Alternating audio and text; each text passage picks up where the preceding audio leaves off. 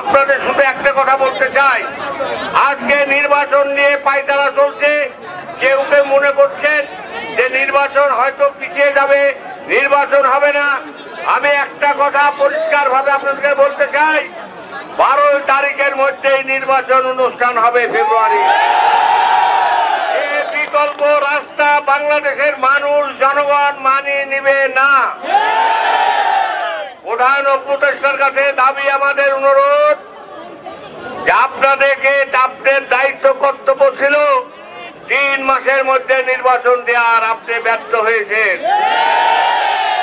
যেহেতু নির্বাচন আপনি 12 তারিখে সম্ভবত ডেট দিচ্ছেন, জনগণ আমার দল মহাসচিব আপনাদেরকে ওয়েলকাম জানাইছে, ধন্যবাদ জানাইছে। এই দলের এরপর যদি কোন পায়তারা চক্রান্ত হয়, অবশ্যই বাংলাদেশের মানুষ 20 কোটি মানুষ এটাকে মেনে নিবে না। আমরা চাই না এই নির্বাচন করার জন্য।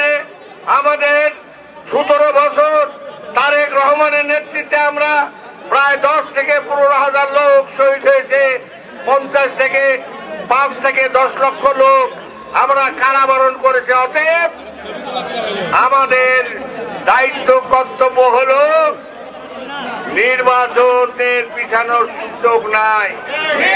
আর যদি মনে করেন চক্রান্ত ষড়যন্ত্র হবে, আপনাদেরকে আহ্বান জানবে, আপনারা প্রস্তুত থাকবেন। যে কোনো চক্রান্ত ষড়যন্ত্রের মাধ্যমে আপনারা এর মোকাবেলা করার জন্য প্রস্তুত থাকবেন ইনশাল্লাহ। আমরা আবারও নির্বাচন করার জন্য যদি প্রয়োজন হয়, তারেক রহমান সাহেবের যদি নির্দেশ পাই, তাহলে অবশ্যই আমরা রাজপথে নামবো ইনশাল্লাহ। বন্ধুরা আমার, আমরা একটা কথাই বলতে চাই, আজকে একটা দল বোকাবাদী, মিথ্যাবাদী, ষড়যন্ত্রমূলক কথা বলছে। এদের থেকে ষড়যন্ত্র থাকবেন, এদের থেকে হুঁশিয়ার থাকবে, এদের থেকে বিরত থাকুন। তারা বারবার বলছে এদেশে ইসলাম তারাই কায়েম করতে চায়। ইসলাম কায়েম করার মালিক আল্লাহ রাব্বুল আলামিন। তারা ইসলাম এদেশে কায়েম হবে না। আর আজকে আপনার হেফাজতে ইসলামের আমির সাহেব বলছেন, সভাপতি সাহেব বলছেন যে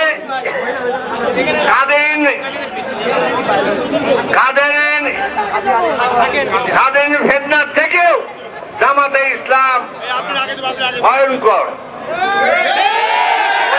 হবে যে আগামী দিন ওদের নেতারা আর এক পীর সাহেব, চরমনের পীর সাহেব বলেছে যে শয়তানের দরকার হবে না, বাংলাদেশে যদি জামাত থাকে তাহলে ইসলাম ধ্বংস হয়ে যাবে। এইসব কথা আমাদের না, তাদের শরীক দলেরই কথা। আমরা বলি এইসব কথা কর্ণপাত করা যাবে না। বেহেশতে দেওয়ার মালিক আল্লাহ, যে বেহেশতে দেওয়ার মালিক। অতএব বেহেশত জামাতকে ভোট দিলে বেহেশত পাওয়া যাবে এরকম কোন দলিল কোরআন শরীফে নাই, এখানেও যাবে না। অতএব এইসব ব্যাপারে যত আমার মা বোনেরা আছে, যারা আছেন তারা সতর্ক থাকবেন, যেইগুলা বলার দরকার নাই। আমি 2-3টা স্লোগান দিব, আপনারা আমার সাথে সুর মিলাবেন। আমার আপনার মার্কা কি? ম্যাডাম খালেদা জিয়ার মার্কা কি? তারেক রহমানের মার্কা কি? তারেক রহমানের মার্কা কি? জোর হলো না, আরো জোরে।